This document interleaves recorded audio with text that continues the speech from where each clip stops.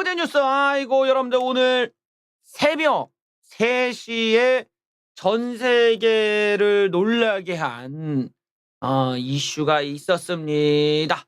아, 바로 미국의 금리 인상 뉴스가 있었죠.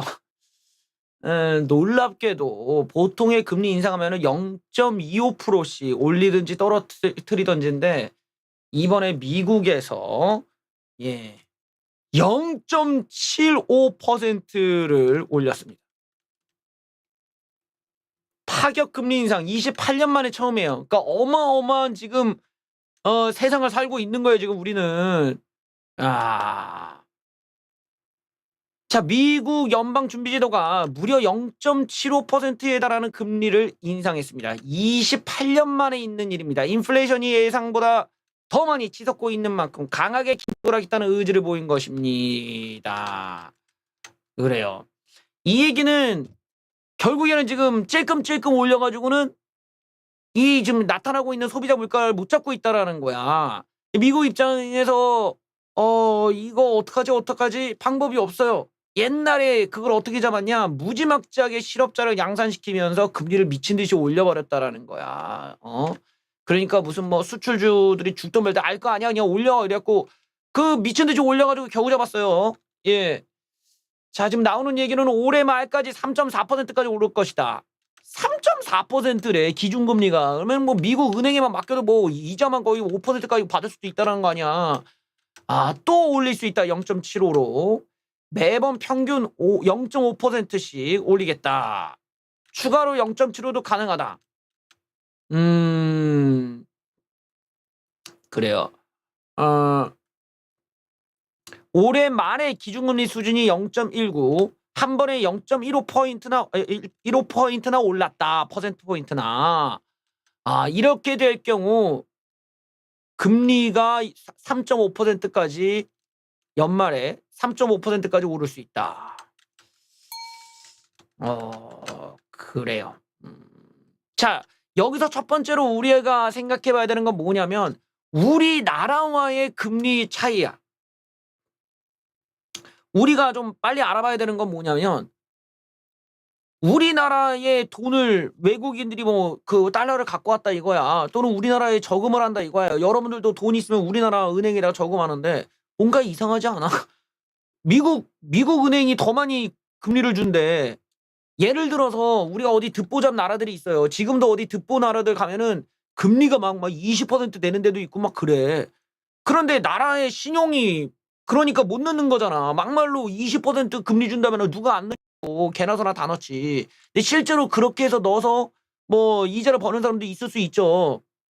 근데 그 나라가 신용도가 낮으면 불안해서 못 넣는데 아니 이건 웬걸? 미국이 우리나라보다 이자를 더 줘? 안 낼 사람이 어딨냐라는 거야. 개나 소나 야 미국 가자 이러고 미국에다 다 넣지. 이게 무서운 게 뭐냐면 바로 달러가 유출이 더 많이 심화될 수가 있기 때문에 이런 상황까지 갔다가는 뭐 외국인들이 우리나라에 투자할 뭐가 없잖아요. 더 무서운 거야. 바로 이 한미 기준금리 역전 상태가 높아지고 있습니다. 이게 지금 심상치가 않은 거예요. 안 그래도 지금 미국이 달러가 지금 고점을 뚫고 있는 상황에서 안 그래도 이탈이 있는데 이것까지 맞는다? 이번에는 좀 심상치 않을 수 있죠. 한국과 미국 간의 금리 차이가 역전될 가능성이 높아졌다. 예. 자, 이런 식으로 계속 올리니까 미국 기준금리가 7월 전후로 한국의 기준금리를 넘어설 수 있다는 전망까지 나온다. 한국은행이 7월달 예상을 뛰어넘고 빅스텝에 나설 거란 전망도 나왔다. 우리나라 은행도 올려야 된다라는 거예요. 예. 바로 이런 점에서 지금 이런 변화들이 감지되고 있습니다. 7월 빅스텝에 이어 8월, 10월, 11월에도 팍팍팍팍팍팍 올려서 기준금리가 연말에 3%대에 도달할 것이다. 그러니까 미국과 금리 차이가 있더라도 적게 나야 된다는 거예요. 빛 라이트님 감사합니다. 예. 바쁘다 보니 오랜만에 실방을 봅니다. 그리고 알람도 몇 달 동안 안 왔어요. 좋아요도 잘 눌러지지 않네요. 오늘 오랜만에 알람이 왔네요. 유튜브가 아직도 문제 많은 것 같습니다. 아, 그런가요? 알람이 안 갔군요. 예, 제 방송이 이제 왜 알람이 내 방송은 안 가지? 예. 어, 뭐 모르겠어. 예, 내 방송은 왜 알람이 안 가는 거야? 괜찮아요. 예, 이렇게 오랜만에 또 만나 뵙는 그런 즐거움도 있잖아요. 예, 롱씨, how are you fine, thank you, and you. Many guys always turn your I'm so tired, terrible sound. Darling, you're so good to me. Big step에 따라서 예, 우리나라도 이제 3% 기준금리가 될 거다라고 예측하는 거겠죠. 우리나라는 한미 금리 역전이 나지 않는 범위 내에서 금리를 올릴 수밖에 없다. 야, 이게 이제 본격적으로 금리가 이런 식으로 올라가게 되면 사실상은 이제 은행 금리, 은행 예금 금리가 이제 적금 금리나 이런 것들이 올라가니까 바로 요런 점에서 기존에 이제 우리는 야, 은행에 돈 넣어봤자 돈이 안 된다. 이런 때에서 이제 조금 벗어날 수가 있는 거지. 물론 물가가 너무 높으니까 그래도 손실이라고는 하지만 은행 금리가 높아지기 때문에 예전에 비해서는 사실 좀 저축 상품들을 통해서 수익률을 좀 높일 수 있는 요런 이제 기회를 또 맞을 수가 있겠죠. 자, 이렇게 된 데에는 우리가 좀 여러 가지 원인들을 좀 생각을 해봐야 돼요. 우리가 이제 미국이 양적 완화, 무한대로 국채를 매입을 해서 중앙은행이 그거를 다 소화해 주고 국가는 그걸로 뭐 다리 짓고 뭐 도로 깔고 무슨 학교 짓고 뭐 이래가지고 사실 돈의 압박, 이자의 압박들을 덜 받으면서 국가 정책을 하면서 일자리가 늘어났다 이건데 되게 역설적인 게 나온 거예요. 이렇게 된 또 다른 부분을 보면은 실업률이 너무 낮아 지금 미국이. 이게 또 물가 상승을 유발한다라는 거야. 굉장히 역설적이죠. 실업률이 너무 낮으니까 인건비가 너무 많이 나가고 이게 물가를 또 올리고 이게 이런 악순환에 빠졌다 이거야. 동시에 이제 달러가 너무 흔해지고 이런 영향 때문에 역시나 유동성을 이제 걷어놔야 되는데 유동성이 제대로 안 거치니까 물가 상승이 지금 막을 수가 없는 단계까지 갔다 이거예요. 그러니 급하게 올려야 돼. 사실 0.75도 약한 것일 수도 있어. 그러니까 이 시장에 충격을 줄 정도 해야 되는데 0.75라는 건 이미 예측이 됐다 보니까 그렇게 충격적이지 않았던 것 같아요. 앞으로 뭐 시장이 오늘 뭐 미국이 선물은 떨어진다고는 하는데 얼마나 떨어지는지를 또 우리가 보면 알겠지. 여전히 내가 볼 때는 주식을 대가로 치르려면은 폭포수가 몇 번 더 나와야 돼. 근데 지금 그 중앙은행에서는 최대한 주식이 버틸 정도에서만 지금 금리를 올리려고 하다 보니까 이 정도밖에 안 되는 거예요. 근데 우리가 이제 미국의 란 나라에 대해서 한번 볼 필요가 있죠. 우리나라에 뭐 호재가 있어봤자 뭐합니까? 삼성이 맥날 무슨 뭐 어마어마한 반도체를 지금 뭐 구했다 하더라도 주식 못 올라요. 저런 식으로 두들겨 맞으면 왜? 미국이 저 모양이니까 그래. 이게 우리가 보면 미국 경제가 이렇게 영향을 직접적으로 때리는구나를 알 수가 있는 거죠.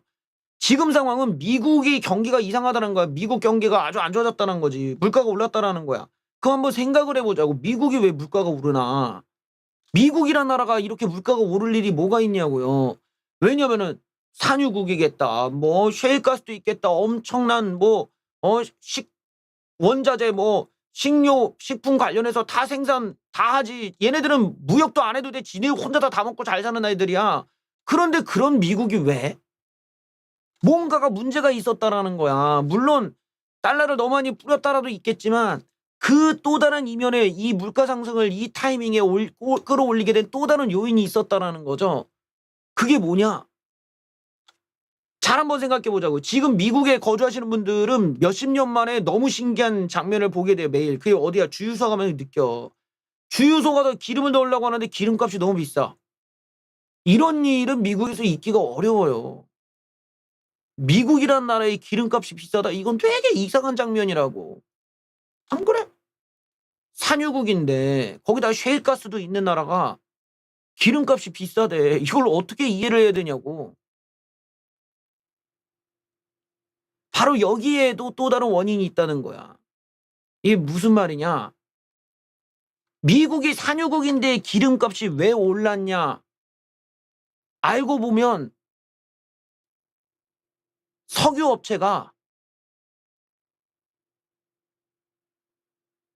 바이든이 가서 얘기를 해. 오일 fall, 오일 fall. 그런데 석유 업체가 뭐라고 해? I'm full! 이런다는 거야. 석유를 풀라고 이 새끼들아! 안 퍼! 석유 업체들이 기름을 안 퍼요 지금. 그러니까 바이든이 돌아버려. 아니 왜 퍼라고 이놈들아! 지금 비싸잖아. 돈 벌 수 있잖아. 안 해. 이게 무슨 뜻이냐? 지금 이 개솔린 관련한 이 석유 관련한 부분에 대해서 매연이 나오고 이러니까 친환경으로 바뀐답시고 지금 전기차 생산으로 많이 바뀌고 있잖아요. 자동차 브랜드들도 자동차 생산 라인을 점점 바꾸고 있어. 배터리로 바꾸고 전기차로 막 바꾸고 있는 이런 상황이 되니까 점점점 기름 쓸 일이 줄어드는 거야. 그러니까 석유업체 입장에서는 지금 당장이야 퍼갖고 돈 벌지만 10년을 내다보면 우리 망한다 이거야. 얘네들 안 만들겠다 이거지. 보이콧 해버리는 거야 일종의. 이제는 자기네들도 이건 미래가 없다. 석유 사업이 미래가 없다고 보고 석유가 있어도 안 푸겠다는 거야. 네가 퍼 그러면 네가 안 해 이러고 석유업체들이 안 푸고 다른 방향으로 좀 가는 거예요. 그러니까 웃기게도 지금 미국이라는 거 이번 사태를 통해서 우리가 알 수 있는 게 뭐예요? 에너지에 대한 패러다임이 바뀌는 거야 지금. 그 바뀌는 가운데서 특이점이 이 물가 상승이랑 만나면서 벙하고 지금 터진 거야. 그러니까 미국이란 나라에서 기름이 있어도 안 푸는 상황이 오고 다른 곳도 마찬가지야. 야 기름 퍼봤자 뭐하냐 이거 산업 이거 나중에 우리 다 망해 이거야. 망하는 건 기정사실이야. 왜냐면 기술 발전이 너무 잘 돼 있으니까 점점점 우리가 기름을 쓸 일이 없어지는 거야. 기름을 안 써. 그러니까 석유 업체들 입장에서는 안 해 이래버리고 뭐 셰일가스 업체들도 하면 뭐하나 망하잖아요. 셰일가스가 얼마나 신났겠어. 그런데도 망해버렸어. 왜? 산유국들이 그냥 다 증산을 해버리면 기름값이 떨어져 버리니까 셰일가스 다 망해버렸잖아. 지금 와서 석유 업체들도 이제 안 해. 전기차 나오는 애도 못하러 하냐 이거야. 어차피 기술 발전으로 우리는 이제는 안 된다. 이런 패러다임의 변화를 석유 업체들이 먼저 느껴고 안 하겠다고 하니까 미국의 기름값이 올라버리니 바이든의 입장에서는 이러고서는 뭐 사우디 가서 빌고 저기 가서 빌어야 될 판인데 이게 안 되는 거야. 왜냐 다른 데에서도 비슷한 고민들이 있는 거죠. 그러니까 우리가 기술의 발전 과정이라는 것 안에서 이게 어느 날 딱 하고 뻥 하고 터져서 야 2차 전지가 나왔으니까 배터리 자동차가 막 잘 굴러가는데 이게 아니잖아. 사실 기술은 나왔어. 근데 약간 거기에 불안정성이 있단 말이야. 보면은 뭐 예를 들어 충전 시간이 오래 걸린다든지 아니면 갑자기 뭐 불타서 막 다 터져버린다든지 뭐 너무 이거 교체 비용이 많이 든다는 이런 문제가 아직 있잖아요. 그러니까 기술의 발전이 보완되는 시간이 또 필요해. 근데 요 사이에 지금 우리가 에너지 관련해서는 석유 업체들이 그냥 이건 미래가 없다 이러고 놔버리는 거야. 생산을 안 한다라는 거예요. 즉 이 석유 관련해서는 금리 인상으로 못 막으니까 저 중앙은행이 에너지 관련해서 우리 손을 떠났다 이거야. 우리가 저것까지 어떻게 하냐 이거지. 저건 정치적인 문제고 뭐 산업 현장의 문제니까 대통령 네가 알아서 해결하는데 우리는 일단은 이 소비자 이 퍼져 있는 돈의 유동성을 막고 긴축을 이제 가면서 최대한 달러의 가치를 지키겠다 쪽이야 지금. 반면에 미국의 지금의 어떤 미국의 물가에 있어서 또 다른 이면에는 이 석유 업체들의 이 사보타주가 있다는 거죠. 안 만들어요. 아예 다 공장까지 폐쇄시키고 시추를 안 한다는 거야. 이게 이 물가 상승기랑 딱 맞아떨어지면서 아주 골치 아픈 상황이 됐죠. 그러니까 지금 바이든 입장에서는 이번에 중간 선거를 앞두고 고민이 얘네들은 실업률이 낮아요. 지금 미국이.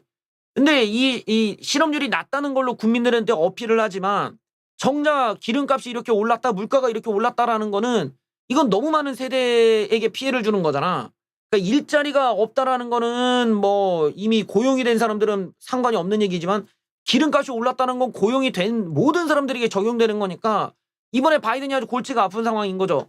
이거를 이렇게 안 해주니까 그렇다고 무슨 전기차 생산을 하지 말라고 이제 와서 말 바꿀 수도 없고 무슨 환경 오염이 이제까지 어쨌네 친환경 가자고 해놓고 이제 와서 말 바꿀 수도 없는 거니까 에너지 정책에 대한 전체적인 그 그림이 앞으로는 조금 우리가 고유가로 갈 수밖에 없구나라는 이런 생각을 좀 하고 살아야 된다는 거야. 당분간은 이게 과도기 안에서 석유에서 이제 배터리, 뭐 석유에서 전기 이쪽으로 이제 바뀌어가는 이 패러다임 안에 사실상 기존에 우리가 썼던 이 에너지 정책은 가격이 비싼 이런 체제로 갈 수도 있다. 이거를 어떻게 보완할 거냐에 대해서는 사실 아직까지 지금 미국도 답을 제시하지 못하고 있는 상황이라는 걸 우리가 겪고 있는 거죠. 바로 요 숨어 있는 이 안에 또 다른 물가 상승의 요소는 석유 업체들이 기름 퍼봤자 뭐하니 우리 망한다. 이 여기에 대한 사보타주가 있고 실제로 산업 현장이 그렇게 바뀌어가고 있다라는 것도 한몫을 하고 있는 거겠죠. 자, 우리나라 윤석열 정부 입장에서는 이 금리 인상을 맞아서 되게 다양한 고민을 할 수밖에 없어요. 왜냐면 뭐 우리나라도 지금 가계부채가 되게 많은 상황이잖아요. 사람들이 빚을 많이 질 수밖에 없어.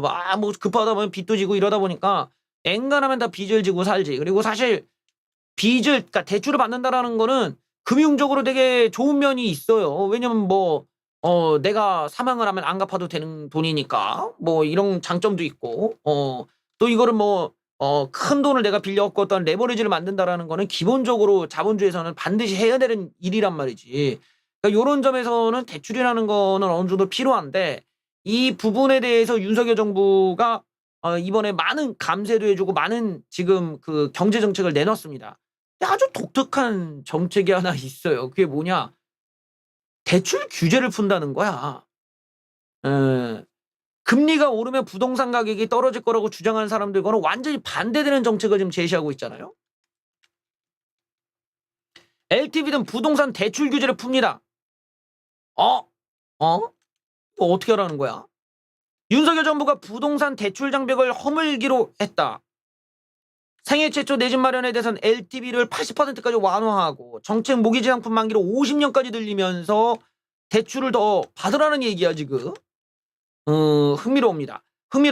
DSR은 잘 알고 있어야 돼요. 총부채 원리금 상환 비율. 총부채 원리금이라는 건 뭘까요? 이 원금과 이자.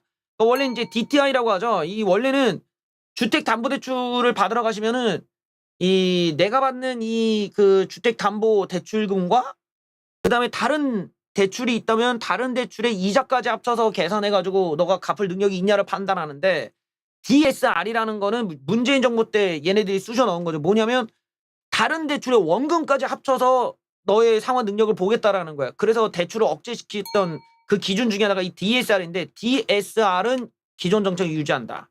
하지만 청년층에 대해서는 이거를 좀 늘려주겠다 이거예요. LTV 80에 정책 모기지 만기 50년. 그래서 지금 주택 가격 제한 없다. 다 풀어준 거야. 대단하네요. 왜 그럴까요?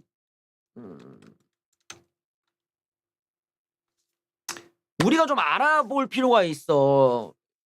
내가 전에도 한번 얘기했지만 금리가 인상된다고 해도 부동산 가격이 폭락을 하거나 그럴 가능성이 없어요. 이제까지 역사 중에는 그런 역사가 없었어. 그러면 이게 부동산 가격이 효과적으로 떨어뜨렸던 때가 언제냐? 금리가 인상되고 공급이 늘어났을 때. 이 두 가지 조건이 맞아떨어져야 부동산 가격이 시원하게 떨어진단 말이에요. 공급이 이루어지지 않은 선에서는 백날에도 안 이 부동산 가격이 그렇게 시원하게 안 떨어진다라는 거야. 왜냐면 우리는 이미 우리 아버지 어머니 세대 때는 금리가 더 비쌌어. 대출 금리가. 그래도 아파트 빚져가지고 막 사고 갚고 했잖아. 이게 왜 그러냐? 공급이라는 부분을 항상 먼저 생각해야 돼. 이쪽 세계라는 게 수요와 공급의 문제인데 같은 아파트라고 하더라도 어디 총구석에 있는 산등성에 있는 아파트에 가서 살고 싶냐고. 인프라가 있는 데를 살고 싶듯이 이 인프라라는 것이 무너지지 않기 때문에 땅값이 무너지지 않으니까 부동산이 그렇게 쉽게 안 빠지는 거야. 내가 대출금을 못 갚는 사람은 뭐냐라고 나오는데 그런 발상 자체가 금융 무지층이라는 거예요. 왜 그러느냐. 첫 번째로 문재인 정부 때는 대출을 규제를 해버렸단 말이야. 대출을 못 받게 막아둔 거야. 한마디로 말하면 대출 아예 못 받게 막았어. 그 기준이 뭐예요? 15억 이상의 집은 대출을 못 받게 막아버렸어요. 아예 대출이 안 나와. 어디 가서도. 대출이 아예 15억 이상짜리는 안 나와. 그러니까 우리가 무슨 뭐 30억이 됐네 20억이 됐네 이건 우리 얘기가 우리 이거 뭐 금리 올리고 말건 상관이 없어. 그 사람들 다 현금 박치기야. 실제로 강남 쪽은 그냥 그 자리에서 입금한대. 그냥 이러고서나 어디 그냥 아주머니들 강남 부자 아주머니 와가지고 24억 헐 그냥 바로 입금이래 그냥. 그러니까 이게 우리가 알고 있는 세상과는 완전히 다른 세계에 있는 사람들이에요. 제가 언제가 보여드렸죠? 이거 작년 9월달 뉴스입니다. 대출 규제 외모망각. 강남 아파트의 절반 이상이 대출이 없는 현금 거래야. 이거 알아두셔야 돼요. 이 15억 이상은 대출이 한 푼도 안 나오는데 어떻게 가격이 오르냐? 그냥 현금 거래야. 그냥 박아버려. 응.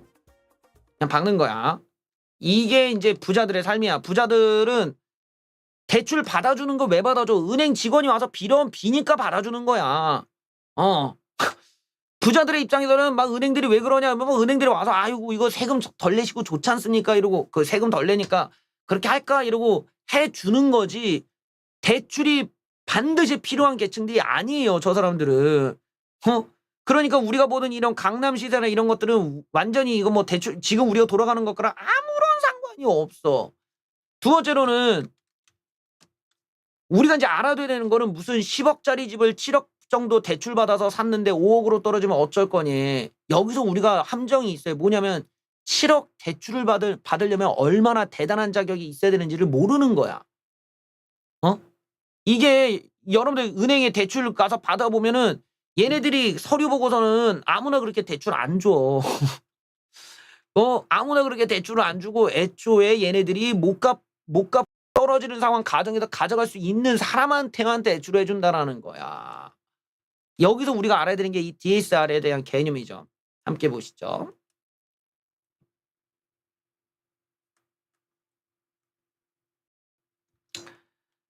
자, 여기도 한번 보시죠.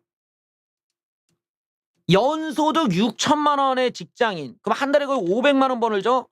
이 사람이 6억짜리 아파트를 사려고 한다. 그럼 대출이 얼마나 나오냐?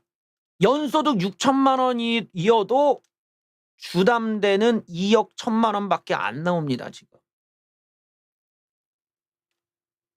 이거 보세요. 연소득 6천만 원이면 2억 1천만 원 남아 겨우.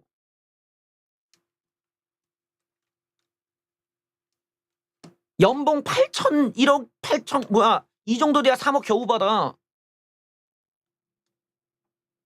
예, 보이시죠? 여기. 이게 DSR이라는 거야. DSR 때문에 이렇게 막아버린다라는 거예요. 애초에 안 나. 이 제2금융권도 마찬가지야. 더 DSR 때문에 안 나와. 그러니까 우리가 아는 것처럼 무슨 7억을 대출받았다? 7억을 대출받은 사람이라면 연봉이 얼마나 많이 연수익이 얼마나 대단한 사람인지를 알려주는 대목이잖아요. 즉 대출을 받는 것 자체가 능력인 거야.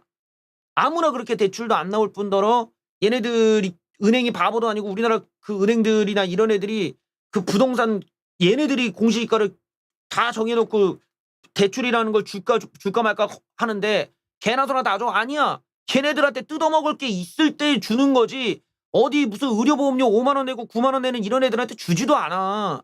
애초에 어느 정도 빵빵한 애들한테만 대출을 줬던 거야. 그러니까 그런 것 때문에 지금 나오는 것처럼 단순히 금리만 올려서는 타격을 주지 못한다는 거죠. 오히려 금리가 오르면 문제가 되는 사람들이 누구냐? 바로 월세 사는 사람들이죠. 월세를 사는 사람은 직격탄이야 진짜. 왜냐면 집주인들이 내 집에 금리가 올랐는데 월세가 그대로 냅둘 리가 없잖아요. 월세가 제일 빨리 올라간다라는 거야. 금리가 오르면 사실 월세자들이 제일 먼저 타격을 받고 그다음에 이제 전세 대출 받는 사람들이 타격을 받겠지. 왜? 전세 가격은 8월 달 이후부터는 이 임대차 보호법에 해제되기 때문에 그다음부터 전세가가 폭등을 할 것이거든. 그러니까 지금 보면 순차적으로 월세 다음에 전세 받는 사람들이 딱딱딱 연속적으로 타격을 받는 지금 그림이 나오는 월세 가격이 올라간다라는 거야. 이런 그림을 우리가 이해를 해보면 윤석열 정부가 왜 대출 규제를 풀었느냐를 알려주는 대목이죠. 결국에는 이거 안 무너진다고 보는 거야. 저 정도 50년 만기면은 사실 이 그 갚을 능력 뭐라고 해요? 월 납입액이 그렇게 많지 않을 부담스러움을 최소화시켜 줄 수 있고 이 정도면 충분히 갚을 수 있다. 그리고 너희들이 지금 집을 사고 싶으면 지금 기회를 노려라. 이 얘기야 지금. 그러니까 오히려 집값이 너무 하락하는 걸 윤석열 정부에서 더 걱정하고 있다라는 거지. 그러니까 그런 부분에서 이런 식의 정책을 하고 있는 것이다. 이렇게 생각하시면 좀 이해가 빠르겠죠. 그러니까 어떤 부동산에 대한 것보다는 지금 월세, 전세자들이 조금 고민을 해야 되는 상황이 온다라고 보셔야 될 겁니다. 물론 이제 또 어저께도 잠깐 얘기했지만 대출을 받아서 주식을 산 사람들의 경우는 이건 조금 더 위험해요. 그러니까 부동산은 받듯이 제한을 걸어놨기 때문에 유동성이 잘 안 들어갔는데 주식시장은 유동성이 많이 들어갔기 때문에 지금 티가 나는 거야. 그러니까 오르면 꺾이고 오르면 꺾이고 하고 그냥 다다다다다다 계속 폭포수가 맞을 수밖에 없는 이런 상황으로 가고 있습니다. 그러니까 뭐 제가 이렇게 요즘 주식 커뮤니티를 이렇게 보면은 하루 오르면 만세 부르고 떨어지면 뭐 살려달라 빌고 있고 이런 거 보면 옛날에 비해서 진짜 초보자들이 많이 들어왔다는 생각이 들더라고. 근데 이렇게 시장 심리가 꺾이고 당장에 금리가 오르는데 어떤 호재다라고 생각할 정도면은 진짜 조금 안 된 거지. 이런 그 돈의 흐름이라는 걸 이해를 못 하는 거지. 여기서 또 이분이 또 나타났네요. 예.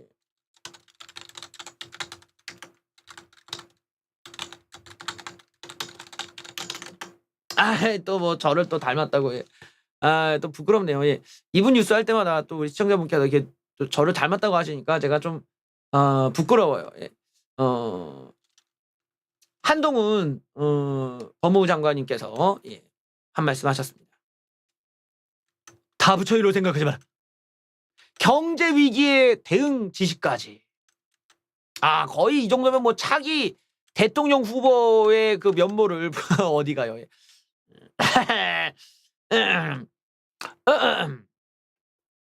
한동훈 법무부 장관이 대구 변호사 사무실 방화 사건의 피해자들에 대한 최대한의 지원 명령을 내렸습니다. 또한 물가 상승 등 경제 위기 상황을 경제 전쟁이라 칭하면서 법무부 차원에서도 유연한 대응이 필요하다고 말씀하셨습니다. 피해자들이 전 예상하지 못했던 참혹한 피해를 당했습니다. 법무부의 피해자 최대한 신속히 지원해야 됩니다. 경제 전쟁이 시작됐습니다. 물가 하락, 경제 성장 전망치 하락 등 대내외 경제 여건이 매우 엄중. 물가 하락의 물가 상승, 예. 정교하고 방향 있는 리더십, 민의 이해와 지지를 만날 때 난국을 당했습니다. 예, 이런 분위기가 됐다고 합니다. 점점 그 차기 대통령의 이미지 메이킹을 좀 시도하는 것이 아닌가라는 생각도 하네요. 문재인 정부 때 말입니다. 지금 우리가 이렇게 고통받는 여러 가지 이유 중에 하나가 문재인 정부 때 이야기를 안 꺼낼 수가 없어요. 문재인 정부 때 이 탈원전 전기료 인상 뭐 이런 유발점이 많은데 아니 이건 또 뭡니까 이건 또 아니 글쎄 그동안 LNG 수입을 2배나 비싸게 해왔다라는 거. 한국가스공사가 민간 발전사보다 지나치게 비싼 가격에 LNG를 수입해온 것으로 드러났다. LNG 수입이 도시가스뿐만 아니라 뭐 여기저기 전기요금을 결정하는 핵심 요인인데 이거를 2배 이상이나 돈 주고 사왔대 이제까지. 뭐 이런 바보 같은 일이 다 있어 이거.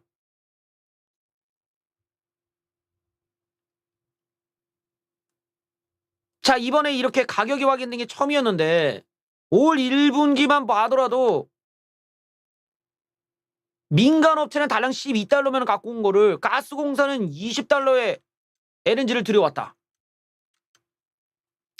2019년부터 비교해도 마찬가지다. 현물 가격이 30달러에 육박했던 1월과 달리 2달러대까지 크게 떨어졌던 2020년도에도 30%나 더 비싼 가격의 가스를 사왔다.